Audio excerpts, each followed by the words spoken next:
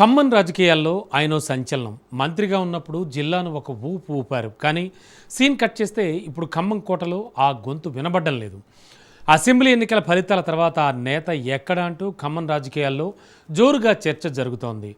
ఆయన తన పూర్తి ఫోకస్ వ్యాపారాలపై మళ్లించారని కొందరు అంటుంటే, అధికారం మారిన వేళ సైలెంట్గా ఉండడమే సేఫ్ అనే ఒక నిర్ణయానికి కూడా వచ్చారని మరికొంతమంది అంటున్నారు.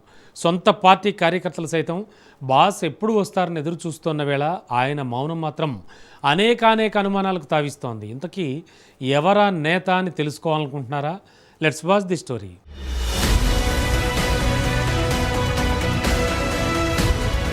ఖమ్మం జిల్లా రాజకీయాల్లో ఒకప్పుడు కీలక పాత్ర పోషించిన నేత మాజీ మంత్రి పువ్వాడ అజయ్ కుమార్ ఇప్పుడు మౌనంగా ఉండడం చర్చనీయాంశంగా మారింది. ఎన్నికల్లో ఓటమి తర్వాత ఆయన రాజకీయంగా దూరంగా ఉండడం వెనుక అసలు కారణం ఏమిటి? ఇది తాత్కాలిక విరామమా లేక పెద్ద మార్పుకు సంకేతమా అనేది ఉత్కంఠగా మారింది. అటు పువ్వాడ యాక్టివ్ గా లేకపోవడంతో ఆయన అనుచరులతో పాటు బీఆర్ఎస్ శ్రేణుల్లోనూ అయోమయం నెలకొన్నట్టు తెలుస్తోంది. పువ్వాడ దారెట్టు అనే చర్చ కూడా నడుస్తోందట.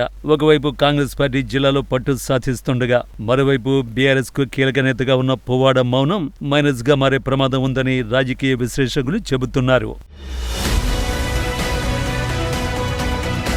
ఖమ్మం జిల్లా రాజకీయాల్లో ఒకప్పుడు చక్రం తిప్పిన కీలక నేత మాజీ మంత్రి పువ్వాడ అజయ్ కుమార్ గత అసెంబ్లీ ఎన్నికల ఫలితాల తర్వాత ఆయన తన రాజకీయ శైలిని పూర్తిగా మార్చేశారు. గత కొన్ని రోజులుగా పార్టీ కార్యక్రమాలకు పువ్వాడ దూరంగా ఉంటున్నారు. పువ్వాడ అజయ్ కుమార్ ప్రస్థానం ఒక ప్రభంజనంలా సాగింది. 2014లో కాంగ్రెస్ నుండి ఎమ్మెల్యేగా గెలిచి ఆ తర్వాత బీఆర్ఎస్ లో చేరిన ఆయన 2018లో రెండోసారి భారీ మెజారిటీతో విజయం సాధించారు. కేసీఆర్ కేబినెట్ లో రవాణా శాఖ మంత్రిగా కీలక బాధ్యతలు నిర్వహించి ఖమ్మం నగరాన్ని అభివృద్ధి పథంలో నడిపించడంలో తనదైన ముద్ర వేశారు. అయితే 2023 ఎన్నికల్లో కాంగ్రెస్ అభ్యర్థి తుమ్మల నాగేశ్వరరావు చేతిలో ఓటమి ఆయన రాజకీయ ప్రయాణంలో ఓ పెద్ద బ్రేక్ వేసింది. ఓటమి తర్వాత తన క్యాడర్తో టచ్లో ఉన్న బహిరంగ సభలకు, నిరసన కార్యక్రమాలకు ఆయన దూరంగా ఉంటున్నారు. పువ్వాడ గ్రూప్ ఆఫ్ ఇన్స్టిట్యూషన్స్ వంటి తన వ్యక్తిగత వ్యాపార విద్యా సంస్థల నిర్వహణపై ఆయన ప్రస్తుతం ఎక్కువ సమయం కేటాయిస్తున్నట్లు ఖమ్మంలో ప్రచారం జరుగుతోంది. ఆయన మౌనం చూస్తుంటే భవిష్యత్తులో రాజకీయ నిర్ణయం ఏదైనా మారుస్తారా అనే సందేహాలు మొదలయ్యాయి. పువ్వాడ మౌనం తాత్కాలికమా లేక వ్యూహాత్మకమా అన్నది ఇంకా స్పష్టత రాలేదు. ఖమ్మం రాజకీయాల్లో ఆయన తదుపరి అడుగు కోసం అందరూ ఆసక్తిగా ఎదురు చూస్తున్నారు.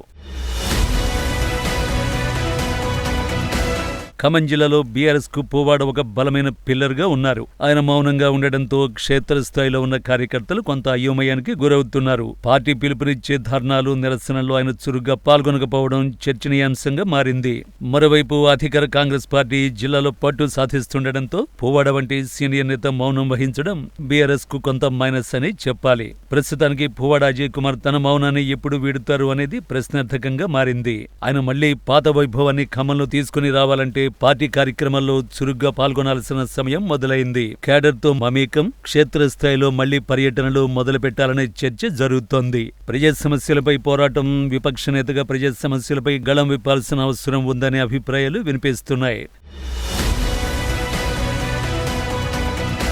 ఒక సీనియర్ నాయకుడు ఇంతకాలం మౌనంగా ఉండడం క్యాడర్కు తప్పుడు సంకేతం ఇస్తుంది. పార్టీ కార్యకలాపాల్లో పాల్గొనకపోవడం వల్ల ఖమ్మంలో భారత రాష్ట్ర సమితి బలహీనపడే అవకాశం ఉంది. అయితే తన రాజకీయ భవిష్యత్తుపై వస్తున్న రూమర్లకు చెక్ పెట్టేలా ఒక స్పష్టమైన వివరణ పువ్వాడ అజయ్ కుమార్ ఇవ్వలేకపోతున్నారు. పువ్వాడ అజయ్ కుమార్ కేవలం విశ్రాంతి తీసుకుంటున్నారా లేక ఇది పెద్ద తుపాను ముందున్న ప్రశాంతత లాంటిదా అనేది అర్థం కావడం లేదట. ఖమ్మం రాజకీయాల్లో పువ్వాడ మార్కు రాజకీయం మళ్లీ ఎప్పుడు మొదలవుతుందా అని ఆయన అనుచరులు ఆసక్తిగా ఎదురు మొత్తానికి పువ్వాడ మౌనం వెనుక అసలు వ్యూహం ఏమిటి అనేది త్వరలోనే బయటపడే అవకాశం ఉంది. ఖమ్మం రాజకీయాల్లో వచ్చే మార్పులకు ఇది కీలకంగా మారే సూచనలు కనిపిస్తున్నాయి.